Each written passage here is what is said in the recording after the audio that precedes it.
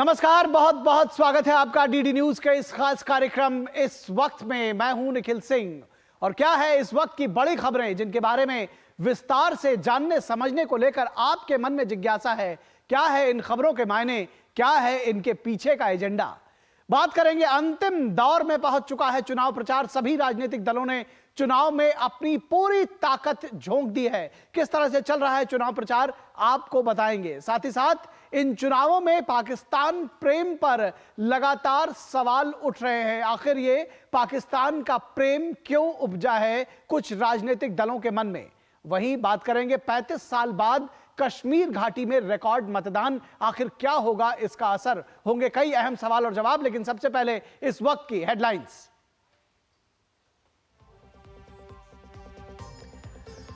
प्रधानमंत्री नरेंद्र मोदी ने एक समाचार एजेंसी को दिए साक्षात्कार में विपक्ष पर लगाए गंभीर आरोप। कहा, करीब 10,000 संस्थानों से एससी, एसटी और ओबीसी का आरक्षण छीनकर अल्पसंख्यकों को दिया गया।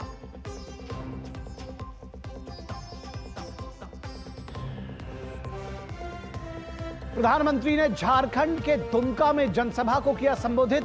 कहा, कांग्रेस के कुशासन में रोज होते थे घोटाले, आज जनता को मिल रहा है हक का पैसा।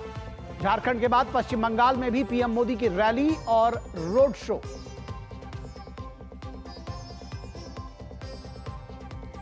प्रचार के रण में सभी दलों के दिग्गज।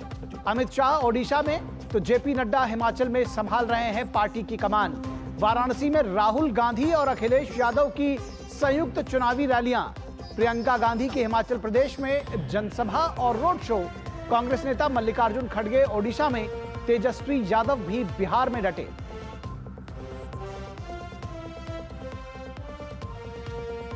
पीएम मोदी ने इंडिया गठबंधन के पाकिस्तान प्रेम पर उठाया सवाल। राहुल गांधी और केजरीवाल की तारीफ के पुल बांध रहे हैं पाकिस्तानी नेता। केजरीवाल का ऐलान, सरकार बनते ही पाकिस्तान से व्यापार के लिए खोलेंगे वाघा बॉर्डर। तो कांग्रेस नेता चन्नी ने पाकिस्तान से बातचीत और व्यापार पर दिया जोर।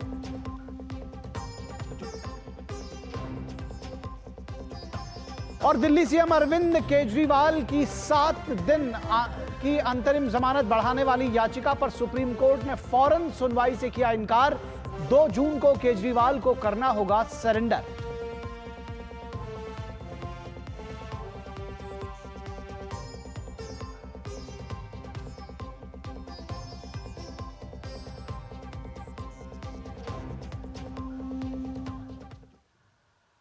तो अंतिम दौर में पहुंच चुका है चुनाव प्रचार और ये खबर हम आपको लेकर आए हैं, बता रहे हैं कि किस तरह से चल रहा है मिशन 2024 के लिए राजनीतिक दलों का चुनाव प्रचार। राजनीतिक दलों का चुनाव प्रचार अब अंतिम दौर में पहुंच चुका है। 1 जून को अंतिम चरण के मतदान के लिए सभी दलों के स्टार प्रचारकों ने पूरी ताकत झोंक दी है।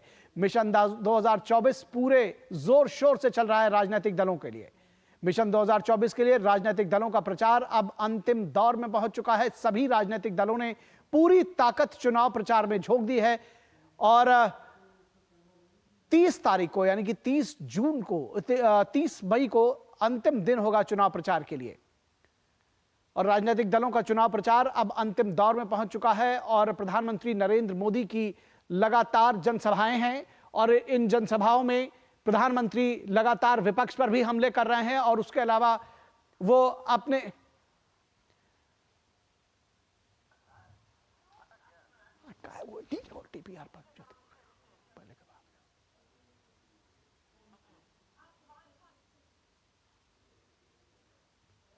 और प्रधानमंत्री नरेंद्र मोदी आज झारखंड और पश्चिम बंगाल में चुनावी रैलियां कर रहे हैं, चुनाव प्रचार कर रहे हैं। कोलकाता में उनका रोड शो होगा और इन राज्यों में जनसभाओं के अलावा प्रधानमंत्री कोलकाता में रोड शो भी कर रहे हैं, जिसको लेकर के पूरी तैयारियां जारी हैं। और वहीं दुमका में प्रधानमंत्री ने एक चुनावी जनसभा में कहा कि कांग्रेस के कुशासन में रोज होते थे घोटाले, अब जनता को मिल रहे हैं सीधे पैसे उनके खाते में। बीजेपी के दूसरे नेता भी चुनाव प्रचार में जुटे। मुख्यमंत्रियों ने अपने राज्यों में कमान संभाली। बीजेपी अध्यक्ष जेपी नड्डा का हिमाचल प्रदेश में चुनाव प्रचार, अमित शाह की ओडिशा में जनसभाएं। विपक्ष ने भी प्रचार में झोंकी पूरी ताकत। मल्लिकार्जुन खड़गे का पंजाब में चुनाव प्रचार। और मल्लिकार्जुन खड़गे और राहुल गांधी की ओडिशा के भद्रक में चुनावी रैली है। तो पूरी ताकत विपक्ष ने भी झोंक रखी है। राहुल गांधी और अखिलेश यादव की वाराणसी में संयुक्त रैलियों का कार्यक्रम है और एक के बाद एक रैलियां कर रहे हैं। लेकिन इस बीच समाजवादी पार्टी के वरिष्ठ नेता नारद राय के पार्टी छोड़ने की खबरों ने पूर्वांचल में समाजवादी पार्टी को बड़ा झटका दिया है। वहीं प्रियंका गांधी की हिमाचल प्रदेश में जनसभाएं और रोड शो है। तेजस्वी यादव भी बिहार में डटे हुए हैं। उसी तरह असदुद्दीन ओवैसी और पल्लवी पटेल का वाराणसी में चुनाव प्रचार है।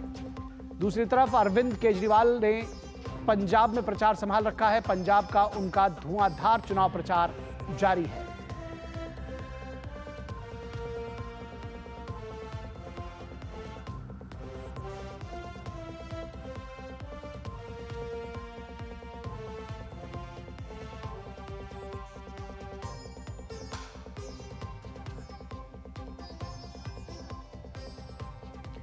और पश्चिम बंगाल की मुख्यमंत्री ममता बनर्जी ने कहा है कि अगर वे सीपीएम को उखाड़ कर फेंक सकते हैं तो भाजपा को भी उखाड़ कर फेंक देगी।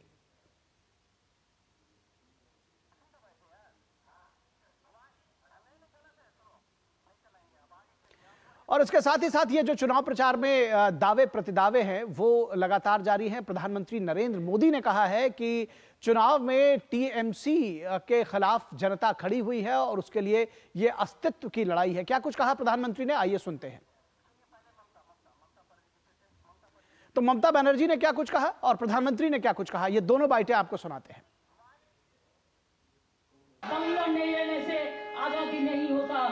आज भी याद रखना, बांग्ला ही रहा है। इसी के लिए हम अगर सीपीएम को ऊपर उखाड़ दे सकते थे तो हम बीजेपी को भी उखाड़ देंगे। ये हमारा वादा है, ये हमारा वादा है, ये हमारा वादा है। तो प्रधानमंत्री ने क्या कुछ कहा? प्रधानमंत्री ने कहा कि ये ममता बनर्जी और टीएमसी के लिए अस्तित्व की लड़ाई है। बंगाल के चुनाव में टीएमसी पार्टी अस्तित्व की लड़ाई लड़ रही है। आपने देखा होगा पिछले असेंबली के चुनाव में हम 3 थे, 3 में से बंगाल की जनता ने हमें 80 पर पहुंचा दिया। हमें लोकसभा के अंदर भारी बहुमत पिछले चुनाव में मिला था। इस बार पूरे हिंदुस्तान में द बेस्ट परफॉर्मिंग स्टेट कोई होगा तो पश्चिम बंगाल होने वाला है। भारतीय जनता पार्टी को सर्वाधिक सफलता पश्चिम बंगाल में मिल रही है और पश्चिम बंगाल का चुनाव एक तरफा है। जनता जनार्दन उसको लीड कर रही है और उसके कारण सरकार में बैठे हुए लोग, टीएमसी के लोग बौखलाए हुए हैं। लगातार हत्याएं हो रहे हैं, हमले हो रहे हैं। भाजपा कार्यकर्ताओं को चुनाव के पहले जेलों में बंद कर दिया जा रहा है। ये सारे जुल्मों के बावजूद भी मतदान भी जनता ज्यादा कर रही है और वोट भी ज्यादा हो रहा है। और इस पूरी खबर पर बातचीत करने के लिए हमारे साथ 2 संवाददाता अलग अलग जगहों से, कोलकाता से प्रसेनजीत बख्शी और शैलेंद्र मिश्रा जुड़ रहे हैं वाराणसी से। सबसे पहले बात करेंगे प्रसेनजीत बख्शी से। कोलकाता की सियासत पर अगर बात करें, प्रसेनजीत, आपसे समझना चाहेंगे जिस तरह से ये दावे और प्रतिदावे तमाम इन चुनावों में हो रहे हैं। ममता बनर्जी कह रही हैं कि अगर सीपीएम को और लेफ्ट को उखाड़ कर फेंक सकते हैं तो बीजेपी को क्यों नहीं। वहीं बीजेपी कह रही है, प्रधानमंत्री कह रहे हैं कि ये ममता के लिए अस्तित्व की लड़ाई है। किस तरह से, चूंकि अब अंतिम दौर में पहुंच चुका है चुनाव प्रचार और मतदान 1 जून को अंतिम दौर का होना है वाराणसी पश्चिम बंगाल के लिए भी, किस तरह से देखते हैं इसको? नहीं निखिल, देखे तो एक तो ममता बनर्जी की जो दावा है उसके बारे में हम बात करें तो वो सीपीआईएम को या वाम मोर्चे को उखाड़ के फेंके है बंगाल से। आप सवाल यह है कि वो बीजेपी को कहां से उखाड़ फेंकने के लिए हिंदी में लोगों के सामने ये वादा कर रही है, ये मेरा समझ में नहीं आया। जो हिंदी भाषी है उन लोगों के सामने हिंदी में उन्होंने बताया, तो मतलब मैं अगर ठीक तरह से समझ पाऊं तो पूरे देश में से बीजेपी को उखाड़ फेंकने की वादा अलग अलग जगहों की जो लोग वहां पे इकट्ठा हुए ममता बनर्जी ने की है। मतलब 45 सीटों पे पूरे देश में लड़के वो 543 सीट वाले लोकसभा चुनाव में किस तरह से बीजेपी को उखाड़ फेंकेंगे और कहां से उखाड़ फेंकेंगे, इसका कोई समझ में नहीं आया मुझे। लेकिन एक तो बात यह है, दूसरी बात यह है कि प्रधानमंत्री जो कह रहे हैं उनका अपना आकलन हो सकता है, लेकिन यह भी सही है कि पिछले बार तृणमूल कांग्रेस को सिर्फ 22 सीट मिल पाया और बीजेपी को 18। तो ये 22 से अगर एक भी कम हो जाए, मैं तो ज्यादा नहीं कह रहा हूं, अगर एक भी कम हो जाए तो ये तृणमूल की अस्तित्व के लिए सही में खतरा है। क्योंकि ये जो बड़े बड़े वादा उन्होंने कर रही है ममता बनर्जी, पूरे देश से बीजेपी को उखड़ फेंकेंगे या ये करेंगे, या इंडी जो अलायंस है उसका नेतृत्व हम करने वाले है, या उनको इंडी अलायंस को हमने बनाया, उसका नाम हमने दिया है, ये जो सारे वादा है, तो एक भी सीट अगर कम हो जाए तो ये सारे वादा का कोई मतलब नहीं है।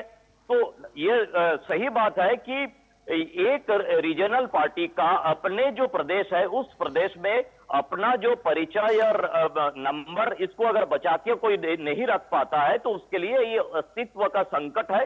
और जाहिर सा है कि इस बार की 2024 की चुनाव में ये ममता बनर्जी या तृणमूल कांग्रेस के लिए बाकी जो रीजनल पार्टी की अस्तित्व का लड़ाई है, चाहे बिहार में हो चाहे उत्तर प्रदेश में हो, उसी तरह से बंगाल में भी तृणमूल कांग्रेस का एक अस्तित्व का लड़ाई है ये, निखिल। जी जी जी जी बिल्कुल। और अस्तित्व की लड़ाई, जैसा कि आपने कहा कि उत्तर प्रदेश और बिहार में बोल रहे हो, तो उत्तर प्रदेश के हॉट सीट वाराणसी से जुड़े हुए हमारे संवाददाता शैलेंद्र मिश्रा। शैलेंद्र, आज बड़ा चुनाव प्रचार जोरों पर है अगर कहा जाए वाराणसी के लिहाज से, और विपक्षी गठबंधन के लिहाज से राहुल गांधी और अखिलेश यादव आज मंच साधा तो कर ही रहे हैं, असदुद्दीन ओवैसी भी जुटे हुए हैं वाराणसी में, क्या जानकारी देंगे?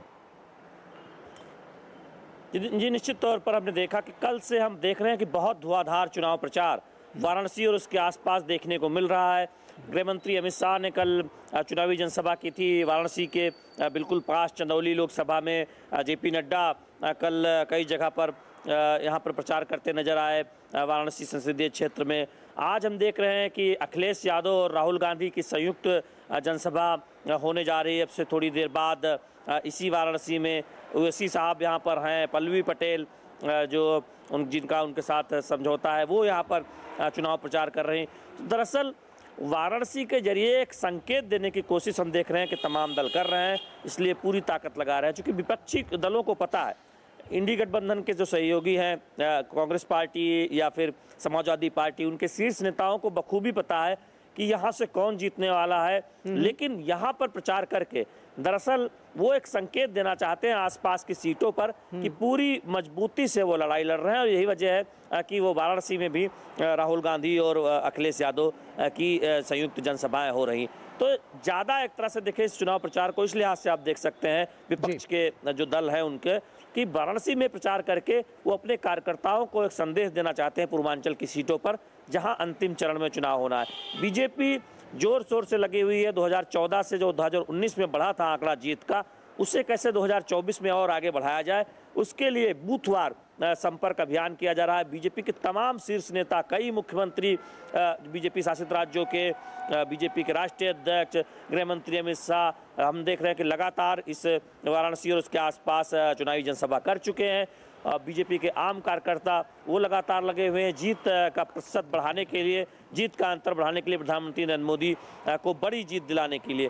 तो ये बहुत स्पष्ट दिखता है एक तरह से वाराणसी में कि यहाँ पर बीजेपी जीत के अंतर को बढ़ाने की लड़ाई लड़ रही है। और विपक्षी दलों को भी पता है, लेकिन चूंकि एक संकेत देना अपने कार्यकर्ताओं को पूर्वांचल की सीटों पर, लिहाजा यहाँ पर चुनाव प्रचार खूब जमकर हो रहा है। जी जी शैलेंद्र, निश्चित तौर पर चुनाव प्रचार जमकर हो रहा है और उसी चुनाव प्रचार में हम लिए चलेंगे अपने दर्शकों को। आप दोनों का बहुत शुक्रिया। आपको सीधे लिए चलेंगे पश्चिम बंगाल, जहां प्रधानमंत्री नरेंद्र मोदी एक जनसभा को संबोधित कर रहे हैं। भाई और बहनों, 10 साल पहले जब आपने मुझे अवसर दिया था तो मैंने गारंटी दी थी, पूरे देश को गारंटी दी थी, न खाऊंगा न खाने दूंगा।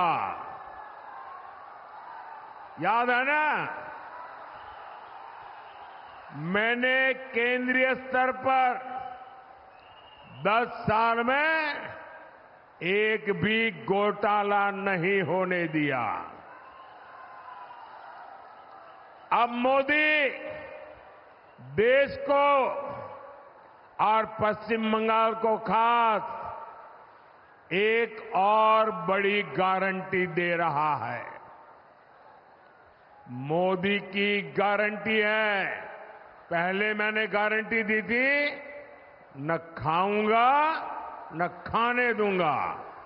अब मेरी गारंटी है, जिसने खाया है उससे बाहर निकालूंगा और जिसका खाया है उसको मैं लौटाऊंगा। ये मोदी की गारंटी है। टीएमसी के नेताओं के पास भी ये जो नोटों के पहाड़ निकले हैं, एक एक रुपये का हिसाब होगा। जिसका लूटा है उसको वापस कैसे मिले, इसके लिए मैं कानूनी रास्ते बना रहा हूं। अब तक लगभग 17,000 करोड़ रुपया, आंकड़ा याद रखेंगे, जो लोगों से लूटा गया था, ऐसे 17,000 करोड़ रुपया उन लोगों को मैं वापस दे चुका हूं, लौटा चुका हूं। बंगाल में भी आपका लूटा हुआ धन आपको वापस मिले, मैं उसके लिए पूरी कोशिश कर रहा हूं। इंडी वाले गरीब और मध्यम वर्ग की कमाई का एक्सरे करने की बात करते हैं। अब मोदी इन भ्रष्टाचारियों की, काले धन की, गंदी कमाई की, अब मैं उसका एक्सरे निकालूंगा।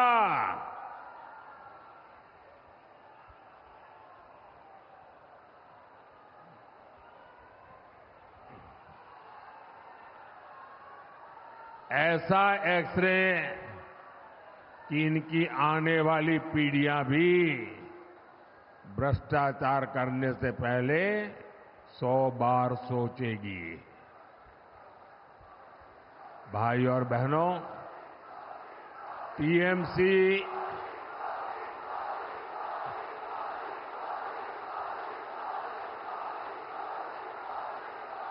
साथियों, आपका ये प्यार, आपका ये उत्साह, आपका ये आशीर्वाद मेरे जिंदगी की बहुत बड़ी ऊर्जा है।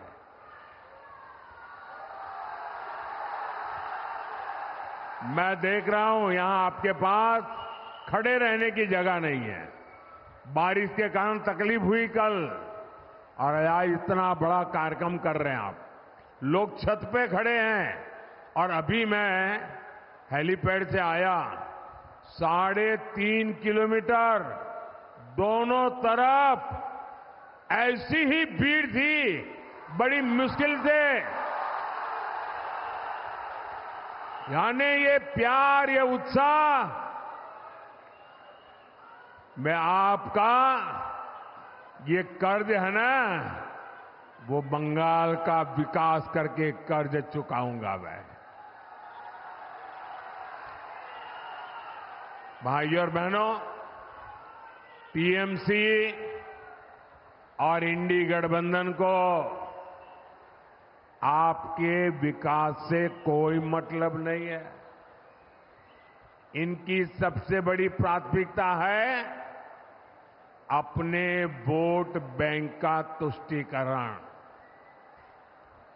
देश में संविधान संविधान संविधान, तानाशाही तानाशाही तानाशाही, ये रात दिन चिल्लाने वालों की जमात, ये जो जमात है ना, वो पश्चिम बंगाल में क्या हो रहा है जरा यहां आकर देखो, आपकी बोलती बंद हो जाएगी। बंगाल में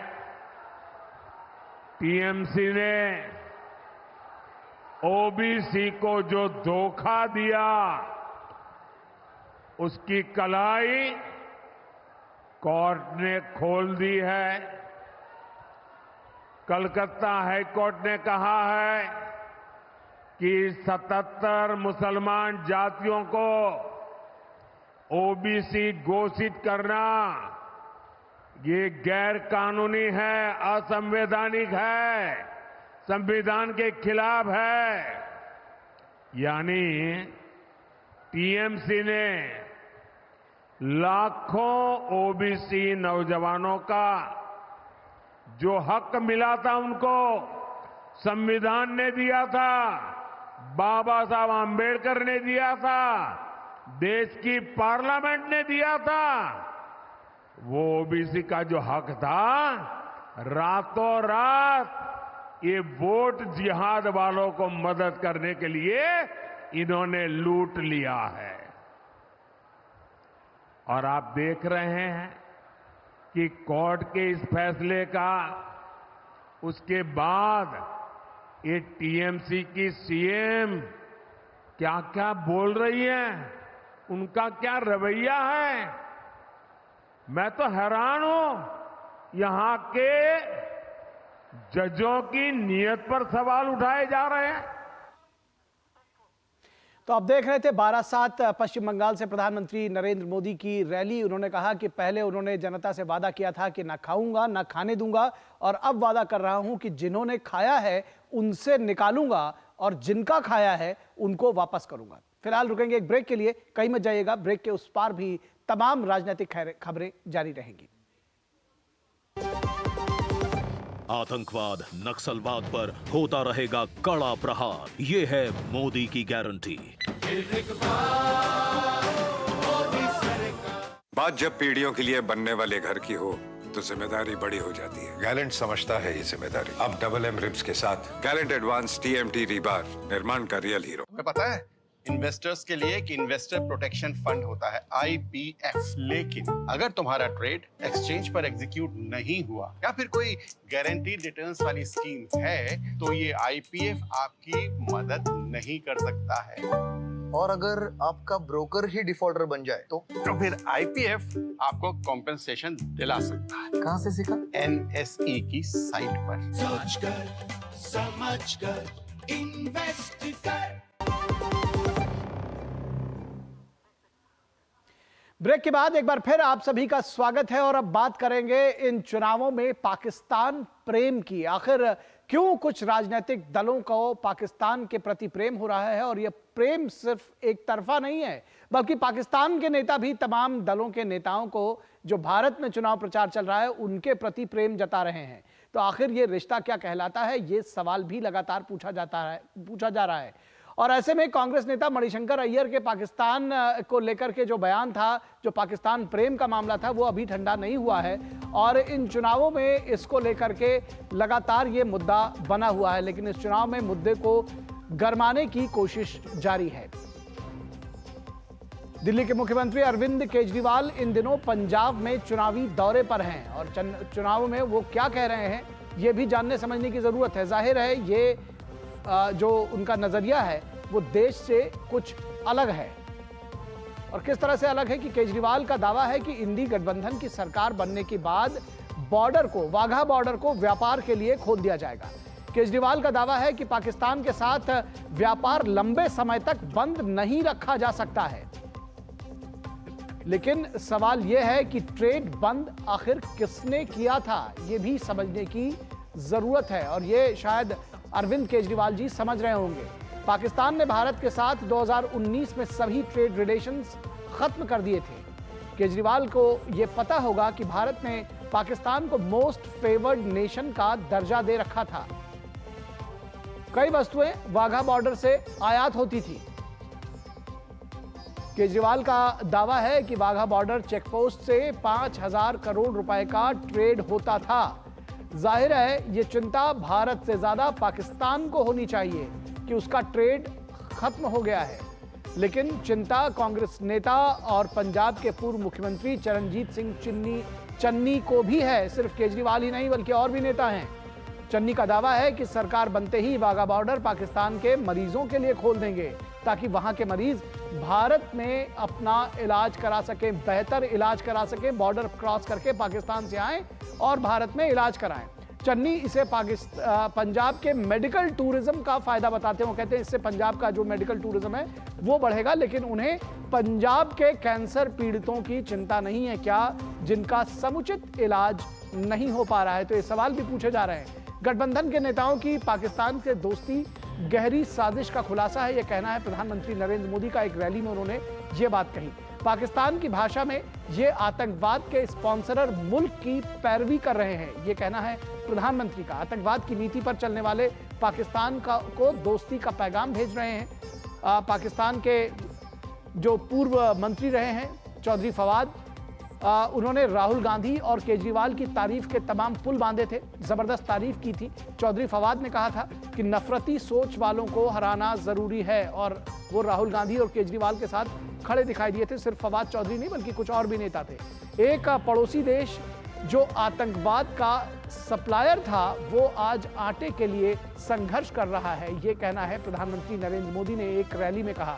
भारत का स्पष्ट मानना है कि बंदूक और बातचीत एक साथ नहीं चल सकती। Terror and talks can not go together, ये कहना है भारत का। कश्मीर में आतंकवाद की कोशिशें जो है वो पाकिस्तान ने अब तक नहीं छोड़ी हैं, और आज पाकिस्तान की जो कारोबारियों को दुबई के रूट से अपना सामान भारत में बेचना पड़ता है, ये पाकिस्तान के कारोबारियों को काफी महंगा पड़ता है। जर्जर आर्थिक हालात और रिकॉर्ड महंगाई वाले पाकिस्तान को भारत से काफी उम्मीदें हैं, लेकिन फौज के वर्चस्व वाली पाकिस्तानी हुकूमत 2019 के अपने स्टैंड से पीछे हटने को तैयार नहीं है।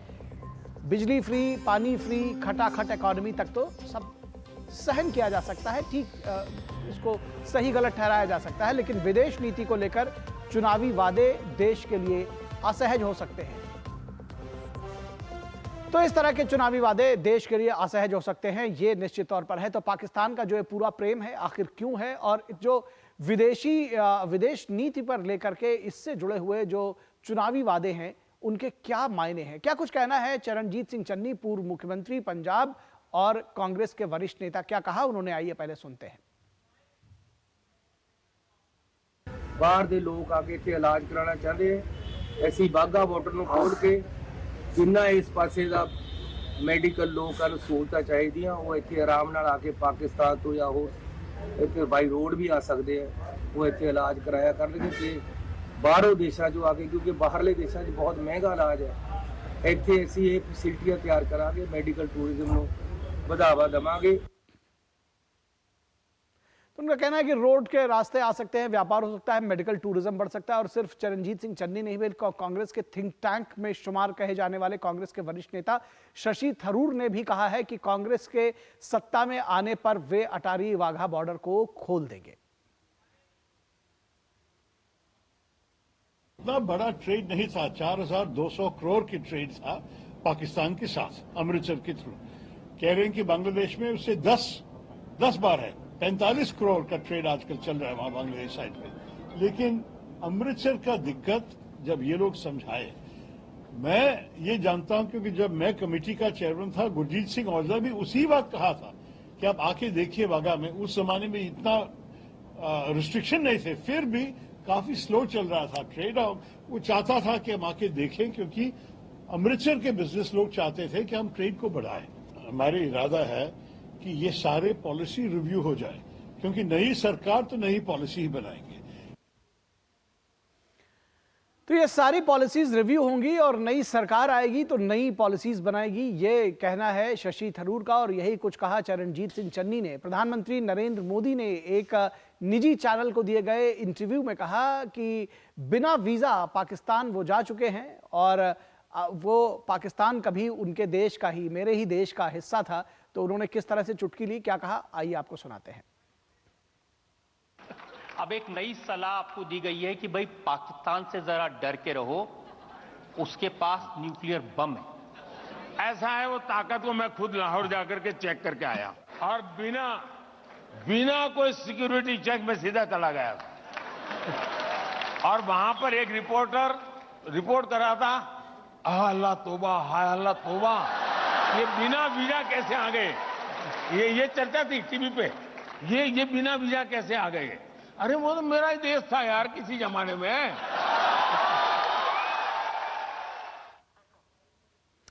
और इस पूरी खबर पर बातचीत करने के लिए हमारे साथ 3 खास मेहमान जुड़े हुए हैं, उनसे आपका परिचय करा दें। हमारे साथ शिवम छाबड़ा जो कि बीजेपी के प्रवक्ता हैं जुड़े हुए हैं। शिवम जी बहुत स्वागत है। परविंदर सिंह सेठी जो कि राजनीतिक विश्लेषक हैं और आम आदमी पार्टी के समर्थक माने जाते हैं, आम आदमी पार्टी का रुख का समर्थन करते हैं, वो भी हमारे साथ जुड़े हैं। परविंदर सेठी जी बहुत स्वागत है आपका। और विनोद मिश्रा हमारे सलाहकार संपादक जुड़े हुए हैं। विनोद जी आपके साथ अगर शुरू करना चाहें तो ये सवाल जरूर उठेगा कि इन चुनावों में पाकिस्तान का जब जिक्र हो रहा है तो आखिर क्यों ये बार बार कहा जा रहा है कि पाकिस्तान के साथ रिश्ते सुधारना बहुत जरूरी हो गया है, जबकि बार बार ये कहा जा रहा था कि trade and terror can not go together.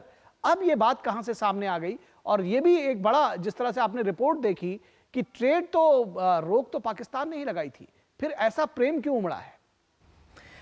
Nikhil देखिए, ये पंजाब के चुनाव आते आते आप जिस तरह से देख रहे हैं कि पाकिस्तान को लेकर जो नेताओं की जो बयान है और वो जो एक कह सकते हैं आपकी बयानों का बौछार चल रहा है, वो एक तरह से लग रहा है कि कांग्रेस पार्टी और आम आदमी पार्टी में एक कंपटीशन चल पड़ा है।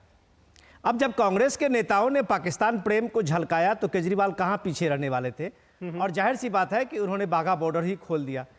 केजरीवाल जी को अपना एक क्रॉस बॉर्डर टेररिज्म की चिंता हो न हो, लेकिन उनको क्रॉस बॉर्डर ट्रेड की चिंता है, क्योंकि वो कहते हैं कि ये इससे नुकसान हो रहा है। अब मैं थोड़ा सा एक डेटा दूं कि 2018 तक भारत पाकिस्तान का जो ट्रेड रिलेशन है उसमें पाकिस्तान के $2 बिलियन पाकिस्तान का ट्रेड था जो भारत में आता था, और इसी बक्स में अगर आप देखें कि भारत का सिर्फ $500 मिलियन जो है वो उसका ट्रेड था। ये साफ साफ समझा जा सकता था कि भारत ने पाकिस्तान को एक मोस्ट फेवर्ड नेशन का दर्जा दे रखा था। तो जाहिर सी बात है कि पाकिस्तान के कई चीजें जो थी वो आयात होती थी और भारत के बाजारों में मिलती थी, चाहे वो आप ड्राई फ्रूट से ले, और कई ऐसी चीजें थी जो पाकिस्तान से आती थी, उस पर उनकी ड्यूटी भी कम लगती थी मोस्ट फेवर्ड नेशन के नाम पे। लेकिन अब ये सवाल ये है कि ये मोस्ट फेवर्ड नेशन के साथ साथ ये ट्रेड रिलेशन किसने बंद किया? तो खुद पाकिस्तान ने बंद किया। एब्रोगेशन आर्टिकल 370 का जो कश्मीर में 2019 में आया, तो पाकिस्तान ने अपना हाई कमीशन भी हटाया और इसके बाद उसने भारत से सारे ट्रेड रिलेशन बंद कर लिए। अब ये पाकिस्तान की क्या मजबूरी थी, चाहे वो आर्मी के फौज की दबाव में क्या हो, या वहाँ के लोगों के परसेप्शन बनाने के लिए क्या हो, या कश्मीर में जो उनका जो अलगाववादी तत्व थे उनको ये बताने के लिए हो कि हम उनके साथ हैं।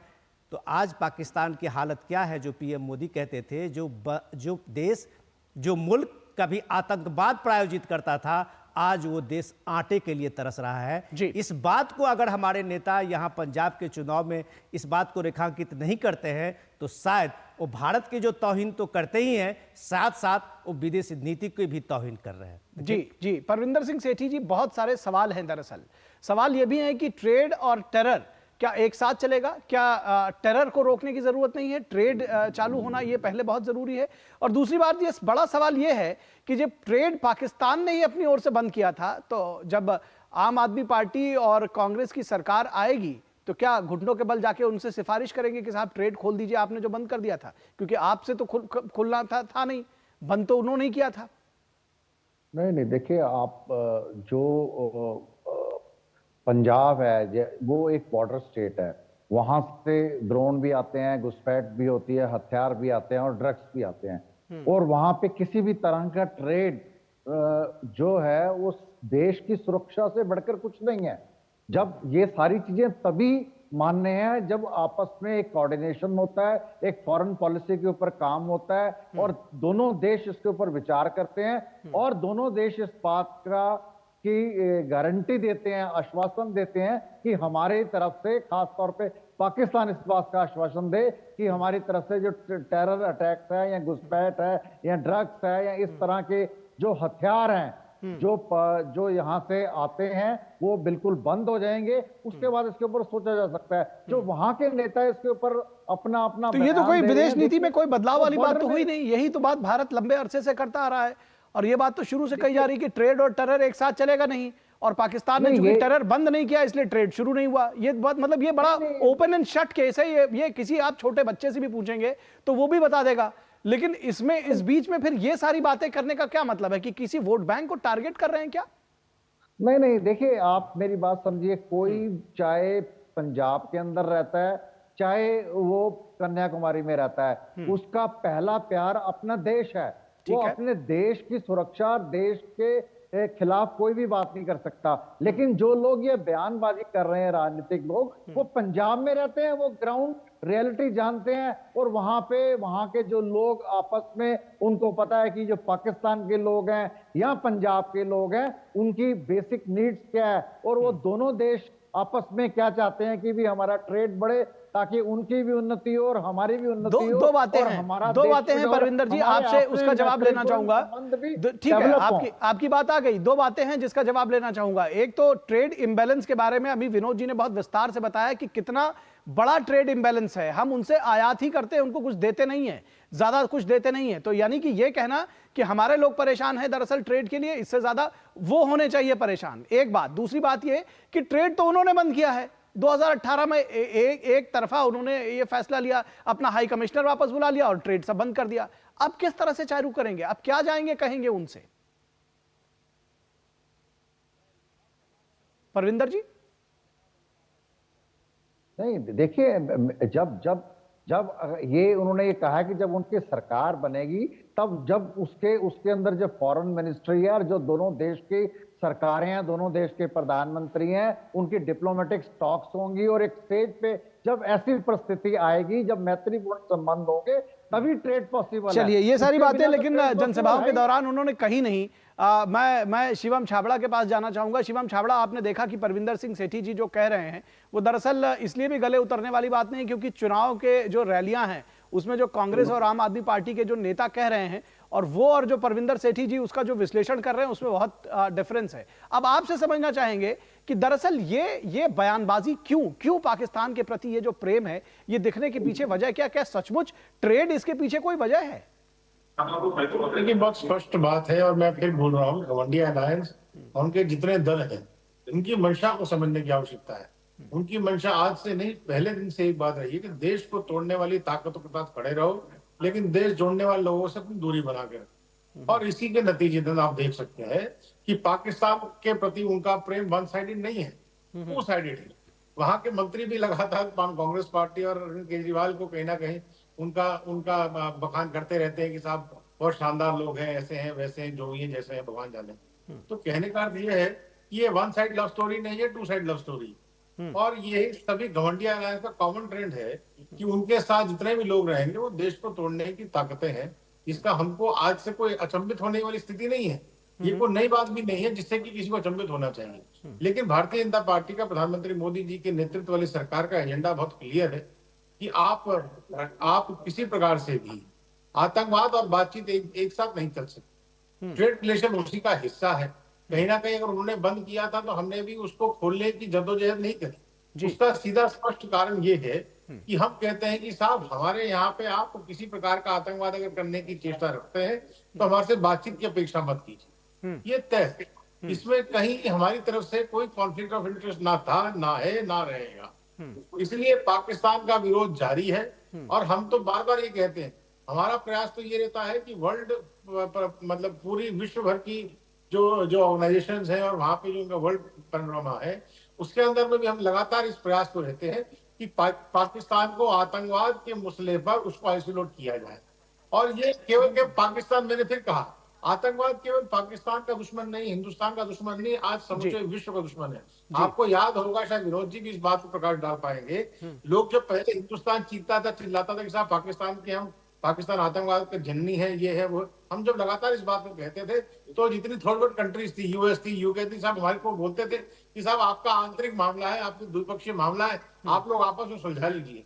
लेकिन जब 9/11 की घटना हुई, जब यूके के अंदर में अटैक हुआ, जब ऑस्ट्रेलिया के अंदर में अटैक हुआ तब उनको इस बात का रियलाइजेशन हुआ कि ये केवल एक देश के खिलाफ लड़ाई नहीं है, ये एक समुदाय की समूचे विश्व के खिलाफ लड़ाई है, इस पर हिंदुस्तान नेतृत्व कर रहा। तो कहीं ना कहीं हमारा एजेंडा साफ है, स्पष्ट है, क्लियर है, इसमें कहीं कोई दो राय नहीं। ठीक है, हमारा पाकिस्तान से विरोध जारी था, जारी है, जारी रहेगा। ठीक है, मैं अगला राउंड में चाहूंगा कि बहुत शॉर्ट में अपनी अपनी बातें रखें। विनोद जी, आपसे बस सीधे तौर पर समझना चाहेंगे कि क्या पाकिस्तान की एंट्री इन चुनावों में, ये जो पूरा एजेंडा चलाया जा रहा है, क्या मायने हैं इसके? बहुत संक्षेप में बताइएगा। देखिए, ये सीधी सीधी बात यह है, परमिंदर जी जो कहना चाह रहे हैं वो शायद कह नहीं पा रहे हैं। आम आदमी पार्टी के, मैं कह रहा हूँ, परमिंदर जी बहुत सीनियर जर्नलिस्ट हैं, हम लोग काफ़ी इज्जत करते हैं उनकी। लेकिन सवाल ये है कि ट्रेड के लिए अगर किसी ने अगर चिंता की थी तो अटल बिहारी वाजपेयी ने की थी। शायद परमिंदर जी को भी पता होगा कि पाकिस्तान से लगने वाला जम्मू कश्मीर के साथ साथ जो बॉर्डर थे इधर जम्मू से लेके पंजाब तक में, आप ये देखिए कई बॉर्डर उस समय में खुले थे। बस सर्विस भी प्राइम मिनिस्टर मोदी ने शुरू किया था। इस तरह के बात जो एक गुडविल गेस्चर जो उन्होंने दिया था, और पीपुल्स टू पीपुल कांटेक्ट का भी अगर किसी ने वो दौर देखा है तो वो वाजपेयी जी ने पाकिस्तान के साथ में वो रिलेशन कायम किया था। लेकिन उसके बाद हश्र भी देखा आपने, देखिए कि उसके बाद जो आतंकी घटनाओं में क्या कमी हुई, क्या पाकिस्तान ने वो अपना आतंक का जो उन्होंने बना रखा था एक फॉरेन पॉलिसी का एजेंडा, देश के किसी भी कोने में आतंक का जो भी एक्टिविटीज थी क्या उन्होंने बंद किया? तो जब उनके लिए ट्रेड कोई वैल्यू नहीं रखता, पीपुल्स टू पीपुल्स कांटेक्ट जो है पाकिस्तान के लिए कोई वैल्यू नहीं रखता, तो ये जो आम आदमी पार्टी के नेता अरविंद केजरीवाल की चिंता है, या मणिशंकर अय्यर की चिंता है, या चरणजीत सिंह चन्नी की चिंता है, या ऐसे सारे लोगों की चिंता है, उसका मतलब तो फिर देश में समझा जाएगा कि आप एक आतंकी का जो एक स्पॉन्सर्ड देश है, जिसने इस देश के बेगुनाहों, हजारों बेगुनाह का कत्ल करवाया है, उस देश के साथ आप सिंपैथी क्यों रख रहे हैं? अगर आप ये सिंपैथी रख रहे हैं तो अरविंद केजरीवाल सिर्फ एक ट्रेड रिलेशन कह के भाग नहीं सकते, बच नहीं सकते। उनको ये जवाब देना होगा कि दिल्ली के इस बम आतंकी घटनाएं जो सिलसिलेवार हुई थी, क्या वो पाकिस्तान को इसके लिए माफ करते हैं? क्या वो कहते हैं कि ये कसूरवार इसका पाकिस्तान नहीं था? ठीक है, यही जवाब ले लेते हैं परविंदर सिंह सेठी से, जो उनसे पूछे जाएंगे। ठीक है, परविंदर सिंह सेठी जी, यही सवाल आपसे होंगे और यही सवाल आम आदमी पार्टी से भी होंगे कि क्या वो जो आतंकी हमले हुए, जो देश में हमारे इतने सारे लोग शहीद हुए, हमारे सैनिक शहीद हुए, हमारे तमाम सिटीजन्स मारे गए, क्या उन सब के लिए पाकिस्तान को माफी देते हैं? ट्रेड ज्यादा जरूरी है? नहीं, ट्रेड जो है वो बाद में आता है, पहले हमारे संबंध आते हैं। जिस प्रकार पहले जो घटनाएं घटी हैं उसके बाद जिस प्रकार यहाँ के सरकारों ने अपने आप को टाइट करा है पाकिस्तान में, उसके बाद हमने देखा जब इमरान खान की सरकार थी, उन्होंने बहुत प्रयास करे और उन्होंने कहा कि हमारी तरफ से सारी चीजें सही हैं, और उसके बाद करतारपुर कॉरिडोर भी खोला गया। दोनों देशों की सहमति से, दोनों की आपस की बातचीत के दौरान उन्होंने खोला, उन्होंने भी अपने हाथ आगे बढ़ाए। लेकिन मैं ये नहीं कहता कि मैं पाकिस्तान के खोलने चाहिए। इसका जो डिसीजन है पूरी तरह से देश की सरकार, देश की आर्मी, देश की एजेंसियां जो रॉ है। लेकिन इसका सीधा मतलब है कि विदेश नीति की बात चुनाव में करना, ये दरअसल किसी वोट बैंक को भी टारगेट करना है और उसके पीछे की कोई ना कोई जो मंशा है उसको देश शायद समझ रहा है। शिवम छापड़ा, आपके अंतिम कमेंट्स, क्या इस तरह की राजनीति, विदेश नीति को के ऊपर बयानबाजी करना कितना ठीक है? बीजेपी कैसे करेगी विरोध इसका? लेकिन कोई विदेश नीति की बात नहीं है, सीधा सीधा मामला बहुत स्पष्ट है। जो निखिल भाई आप नहीं कह पा रहे, मैं उसको बहुत स्पष्ट रूप से कह देता हूँ। पाकिस्तान के साथ में घमंडिया अलायंस का खड़ा होना तुष्टीकरण की राजनीति का समर्थन है, इसमें कोई दो राय नहीं। एक समुदाय विशेष का समर्थन जो हासिल करना घमंडिया अलायंस के लोग चाहते हैं, वो इस प्रकार की अनानागल बात करके वो प्रयास करते हैं कि शायद उनको लगता है कि शायद एक समुदाय विशेष का उनको वोट मिलेगा। लेकिन इस देश के अंदर ट्रिपल तलाक का जिसने समापन किया, देश में सबका साथ, सबका विकास, सबका विश्वास के एजेंडे के साथ जो सरकार चली, उसके साथ समुदाय का समर्थन है, ना कि इस प्रकार की अनर्गल बयानबाजी से उनको लगता है समर्थन मिलता है। तो इस भले के में ना रहे कोई बहुत। और फिर एक और छोटी सी बात कहूंगा, चन्नी जी तो बेचारे, मेरे को तो सोचना पड़ता है कि किस प्रकार के नेता है, कहाँ उनको नेतृत्व करने के लिए कांग्रेस पार्टी ने दे दिया। जब देश के जवान शहीद होते हैं तो उस पर बोलते हैं कि साहब इस प्रकार के जो अटैक है वो हिंदुस्तान पहले भी सरकारें कराती रही हैं, अब उनका पाकिस्तान प्रेम जाग जाता है। मैं तो उनको यही राय दूंगा कि चुनाव ना लड़ना छोड़ दें, अपना कुछ अच्छे अस्पताल में इलाज कराएं शायद बेहतर रहेगा, उनकी सेहत की चलिए कामना करता हूं। ठीक है। अपने बयानों से कई बार मुश्किल में डाल चुके हैं, इसमें तो कोई शक नहीं। फिलहाल शिवम छाबड़ा बहुत शुक्रिया, और परविंदर सिंह सेठी जी आपका भी शुक्रिया हमारे साथ जुड़ने के लिए। विनोद मिश्रा जी आपका भी बहुत शुक्रिया हमारे साथ जुड़ने के लिए। और यहां रुकेंगे एक छोटे से ब्रेक के लिए। ब्रेक के बाद जब वापस लौटेंगे तो आपसे बात करेंगे और बताएंगे कि कश्मीर में किस तरह से बदली है फिजा और किस तरह से मजबूत हुआ है लोकतंत्र। आतंकवाद, नक्सलवाद पर होता रहेगा कड़ा प्रहार, ये है मोदी की गारंटी। घुटना, कंधा या कमर, चाहे जैसा हो दर्द, डॉक्टर ऑर्थो आपको देता है दर्द से पूरी आजादी। ये कोई टेम्पररी पेन किलर नहीं, आयुर्वेदिक औषधि है। स्वागत है आपका ब्रेक के बाद, और अब बात करेंगे बदले हुए कश्मीर में किस तरह से कश्मीर बदला है और किस तरह से नए कश्मीर की नई पहल सामने आई है, ये देखने की बात है। खौफ के साए में हर कश्मीर के लोगों की जो चुनावों में भागीदारी रही है वो एक नया रिकॉर्ड बना रही है, और ये जो नया रिकॉर्ड है ये बहुत कुछ कह रहा है। अनुच्छेद 370 हटने के बाद लोकसभा चुनाव में जम्मू कश्मीर के लोगों ने इतिहास रच दिया है। ये इतिहास भी समझने की जरूरत है। 2024 के लोकसभा चुनाव में जम्मू कश्मीर की 5 सीटों पर 58.46% वोटिंग हुई है। 58.46%, यानी लगभग 60% के करीब लोगों की बड़ी भागीदारी और बम्पर वोटिंग से ने चुनाव आयोग को बहुत उत्साहित किया है, और जल्द ही यहां असेंबली इलेक्शन का ऐलान हो सकता है, ये कहा गया है चुनाव आयोग की तरफ से। तो ये एक बड़ा डेवलपमेंट इसको देखा जा सकता है। जिस तरह से लोकतंत्र मजबूत हुआ है उसको देखते हुए जम्मू कश्मीर में पीएम मोदी ने कहा कि आर्टिकल 370 केवल 4-5 परिवारों का एजेंडा रहा है। इससे कश्मीर और बाकी देश का कोई लेना देना नहीं था। केवल इन चुनाव ने लोगों के लोकतंत्र पर विश्वास को बढ़ाया है और विकास को लेकर उनकी आकांक्षाओं को भी रेखांकित किया है। विकास को लेकर उनकी आकांक्षाओं को भी रेखांकित किया है। केवल लोकतंत्र मजबूत हुआ है सिर्फ उस तक नहीं है, बल्कि विकास भी उनकी एक बड़ी आकांक्षा रही है। वादी के कई इलाकों में युवा वोटर्स का रिकॉर्ड मतदान हुआ है, और ये इस विश्वास को बल देता है कि विकास के ईमानदार प्रयास को समर्थन मिलना स्वाभाविक है। ये नए कश्मीर की नई तस्वीर है, जहां विकास की आकांक्षा है, जहां अलगाववादियों की बंद कॉल और आतंकी संगठनों की बायकॉट कॉल गुजरे जमाने की बात है।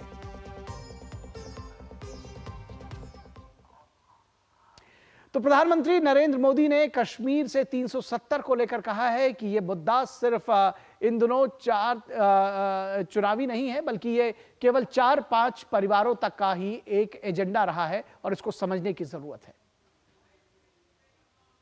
370 ये सिर्फ एक 5-4 परिवारों का ही एजेंडा था जी। ये न कश्मीर की जनता का एजेंडा था, न देश के लोगों का एजेंडा था। ये अपने फायदे के लिए ये 370 की ऐसी एक दीवार बना के बैठे थे ताकि कोई झोंक न पाए, और कहते थे 370 हटेगी तो आग लग जाएगी। वो कहते थे 370 हटेगी तो कश्मीर चला जाएगा। आज ये सत्य हो गया कि 370 हटने के बाद ज्यादा एकता की अनुभूति हो रही है, कश्मीर के लोगों का अपनापन ज्यादा बढ़ रहा है, और इसलिए इसका सीधा परिणाम चुनावों में भी दिखाई देता है, टूरिज्म में दिखाई दे रहा है। G20 समिट वहां होती है, बड़े शान से कश्मीर ने उनका स्वागत किया पूरी दुनिया का, और इसलिए ये कैसे झूठी दीवारें खड़ी कर करके देश को टुकड़ों में देखा गया, इसका ये उदाहरण है, और उसको मैंने ध्वस्त किया है। और इस पूरी खबर पर बातचीत करने के लिए हमारे साथ हमारी संवाददाता रमा त्यागी न्यूज रूम से जुड़ी हुई है। रमा ने ये लोकसभा का पूरा चुनाव कश्मीर में कवर किया है। रमा, किस तरह से देखती है इन चुनावों के इस परिवर्तन को, और सबसे खास बात जो चुनाव आयोग की तरफ से आया है कि जो एक लोकतंत्र को बल मिला है, जिस तरह से युवा वोटर्स आए हैं सामने, और जिस तरह से कश्मीर की जनता उमड़ी है वोट देने के लिए, उसके बाद विधानसभा चुनाव के लिए रास्ता साफ हुआ है। बिल्कुल एक बहुत बड़ा बदलाव है और ये एक बहुत बड़ी तस्वीर है बदले हुए कश्मीर की। और जो बदले हुए कश्मीर के लोग हैं उनकी मंशा की जो कहीं ना कहीं 370 की एक जो बड़ी दीवार, जिस तरह से प्रधानमंत्री ने कहा है कि उनकी इच्छाओं पर, उनके हकों पर, उनके जो नेचुरल रिसोर्सेज हैं उनको आगे आने पर एक बहुत बड़ी बाधा थी, वो हटी। और उस हटने के बाद उसका लोगों ने किस तरह से स्वागत किया है, ये जो चुनाव परिणाम में जो मतदाताओं की भागीदारी है, जो उनका प्रतिशत है, क्योंकि ये लगातार कहा जा रहा है कि लोकतंत्र वहाँ पर एक बड़े तौर पर जीता है। ये केवल एक चुनाव में भाग लेने वाली बात नहीं थी, ये साफ निकल कर आया है कि किस तरह से वहाँ के लोग जो हैं वो संविधान को अंगीकार कर रहे हैं। वहाँ के लोग जो हैं शासन व्यवस्था किस तरह से चलनी चाहिए, लोकतांत्रिक प्रणाली जिसका वो हिस्सा नहीं बने थे उसको जो है उसमें शामिल होने के लिए, उसकी भागीदारी के लिए आतुर हैं। और किस तरह से वो एक नए विकास की तरफ, नई आशा की तरफ देख रहे हैं। बिल्कुल ठीक कहा प्रधानमंत्री ने, जो 3-4 परिवार थे वो 370 को बड़ा ग्लैमराइज करके और एक बड़े दीवार के तौर पे खड़ा करके, क्योंकि इससे पहले जब हम कश्मीर में जाते थे तो एक डर का माहौल, एक भय का माहौल, एक दबी हुई सी जो लोगों की आवाज़, कोई बोलने से डरता था, लोग बोलते नहीं थे। जहाँ पर घंटाघर पर खड़े होकर हम चुनाव की रिपोर्टिंग कर रहे थे या वहाँ पर लोगों की कैंपेन आ रही थी या वहाँ से हम अपने वॉक थ्रूज भेज रहे थे, पहले किसी की हिम्मत नहीं थी।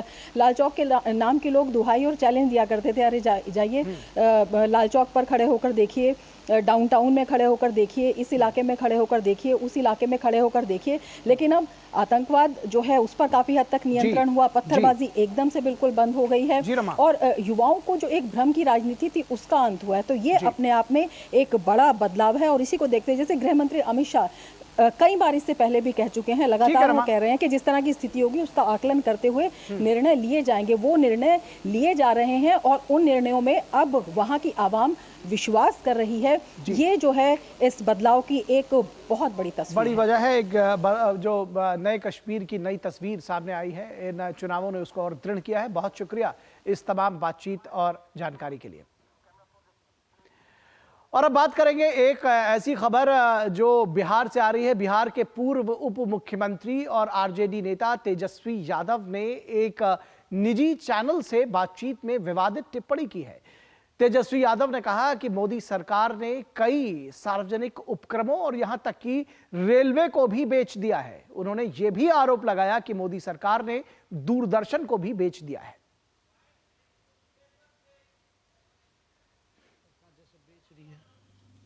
रेल बेच दिया, सेल बेच दिया, भेल बेच दिया, LIC बेच दिया, दूरदर्शन, सब कुछ तो बचा गया।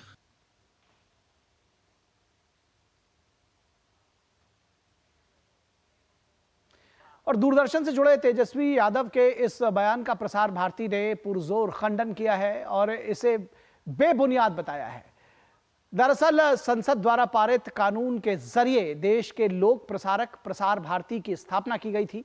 ये प्रसार भारती अधिनियम के तहत स्थापित एक वैधानिक स्वायत्त निकाय है। यह देश का लोक सेवा प्रसारक है।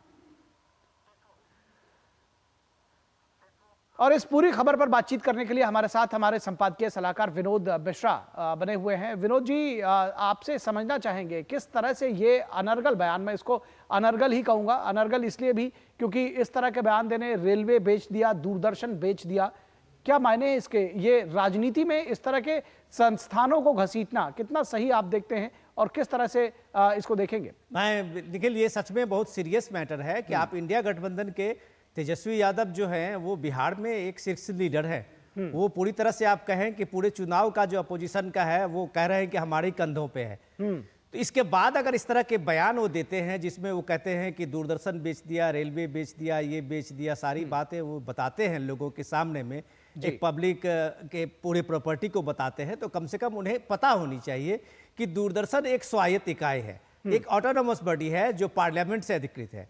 तो इसमें कम से कम इन चीजों का फैक्ट्स को भी तो कम से कम उनके जो भी सलाहकार लोग होंगे उनको भी शायद इस बात की जानकारी होनी चाहिए कि जब आप किसी चीजों को आप सामने में रखते हैं तो उसमें एक फैक्ट्स होना चाहिए। खैर, ये अच्छी बात है कि प्रसार भारती ने एक तरह से इस बात को खंडन कर दिया है तेजस्वी यादव के इस फेक नैरेटिव को और फेक न्यूज को। लेकिन सवाल ये भी एक तो पूछा जाना चाहिए कि जो इंटरव्यू में तेजस्वी यादव बता रहे हैं वो सवाल उनके सामने में था कि ये जो 30 लाख नौकरी आप कहोगे तो ये 30 लाख नौकरी आप कहां से देंगे? तो अब ये तेजस्वी यादव का इकोनॉमिक्स देखिए और उनका ज्ञान देखिए कि वो ये कह रहे हैं कि 30 लाख नौकरी तो हमारे पास थी, लेकिन जब ये सरकारें जो सारी चीजें बेचती ही जा रही है तो फिर ये नौकरी कहां से होगी। तो दोनों बात अपने वो कंट्राडिक्ट भी करते हैं जी। तो सवाल ये है कि आप नेता पब्लिक के बीच में जाके अपने बयान को जो भी वो देते हैं, लेकिन इतना संयम तो जरूर उनको होना चाहिए कि कम से कम एक इमेज जो है, दूरदर्शन पूरा पब्लिक प्रॉपर्टी है, एक पब्लिक ब्रॉडकास्टर है, और पब्लिक ब्रॉडकास्टर होने के साथ साथ ये पूरे देश की अपनी एक थाती है।